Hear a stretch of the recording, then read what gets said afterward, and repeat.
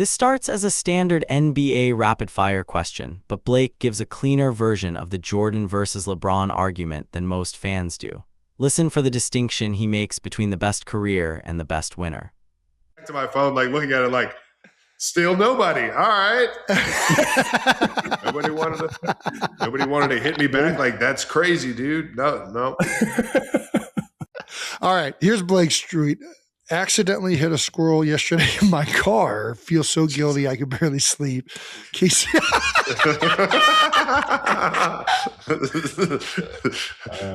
I'll never forget. I was driving home from practice and I like clipped its leg and I looked back in the rearview mirror and I see it just like struggling and I was just like, no. I felt so bad. And then, I don't know, for some reason, by the way, that was Twitter at the time. I was like, I guess I'll tweet about this. It's the best, man. I wish I had put haha crazy though. Always got to end it with the little hashtag, man. What's a good hashtag for this? Crazy. I would have loved to see like you workshopping which other ones you didn't use. Dude, not a big vocabulary. That's nuts, LOL.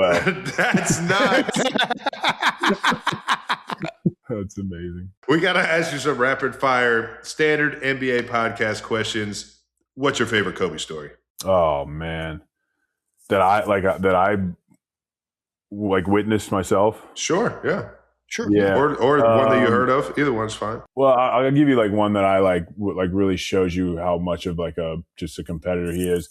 We're training camp for 2012 Olympics. We're in Vegas doing workouts. And at the time, I'd been fortunate enough to make the team and I was kind of like one of the younger guys. And so they would always have other younger guys come in and scrimmage us. And so like Paul George was on the younger team and Aaron Gordon and Kyrie. Kyrie was and nasty. So we're scrimmaging like day one and I'm like, man, like these guys are like they're kind of frying Kobe. And I didn't of course I didn't say anything. I was just kind of like taking note of it. And then day two, kind of same thing. I'm like, he does not look good. I'm like, is this in my mind? I'm like, am I seeing the end of like Kobe Bryant? Like, can he not do it anymore?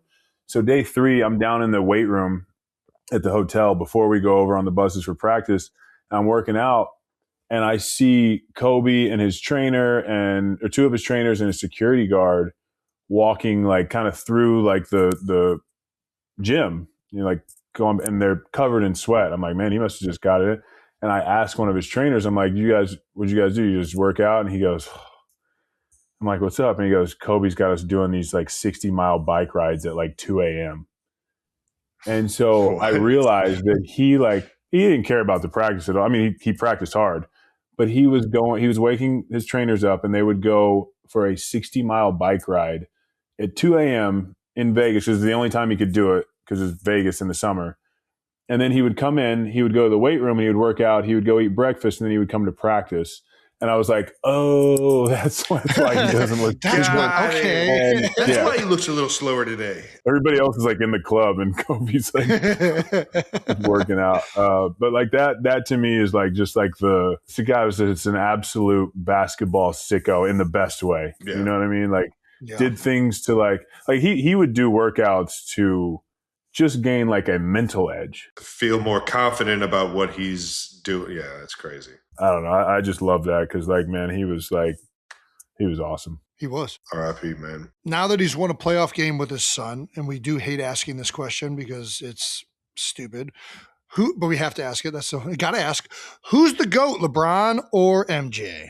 Oh, man. I mean, that was a pretty cool moment. I'm such an MJ guy. Like, we all get judged as athletes. We get judged on winning, and to me, like, there's no basketball player that has won in a better fashion, in a more dominant fashion than Michael Jordan. It's hard to argue. Like 6 times to the finals, 6-0, never went to a game 7, finals MVP every year, like highest points per game average in the playoffs. Like he has all these things that like, I'm just like, in terms of like a career, like he won the best. And that's how we get judged. Now, LeBron has had like the best career from top to bottom. He's still doing it.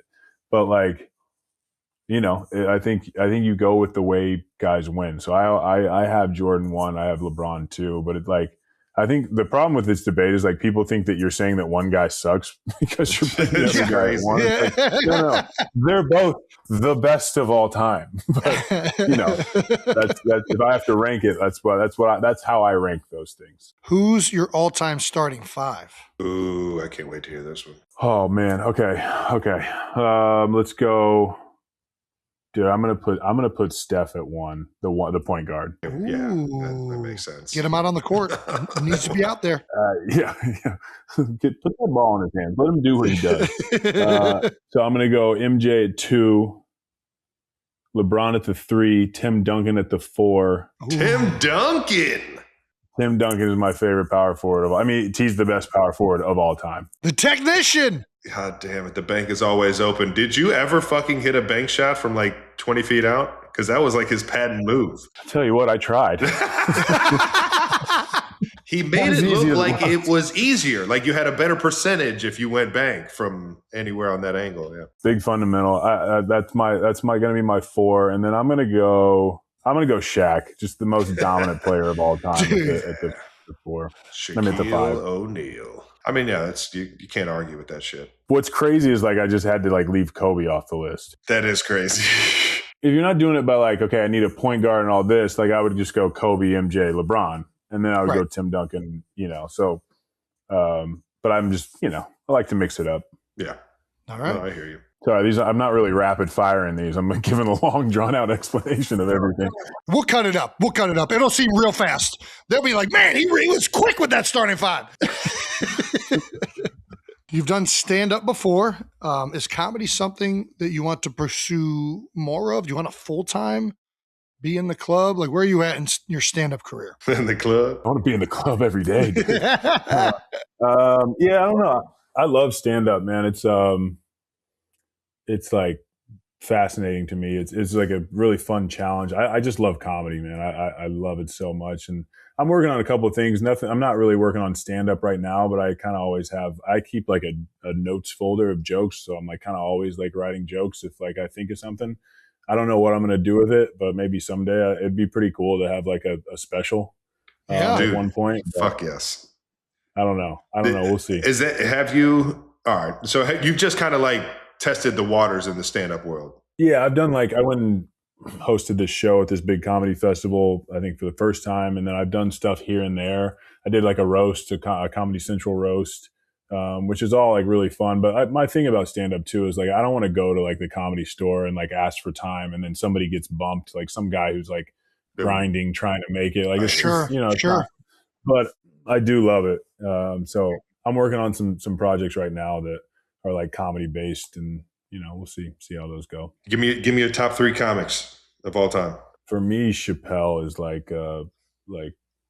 Because it's just like my era, we were in high school like when Chappelle was like that Chappelle first show. episode. I will never forget going into the school. Do you agree with Blake that Jordan's finals dominance matters more than LeBron's longevity, or is that the wrong way to judge greatness? Leave your take in the comments and like and subscribe for more clips like this.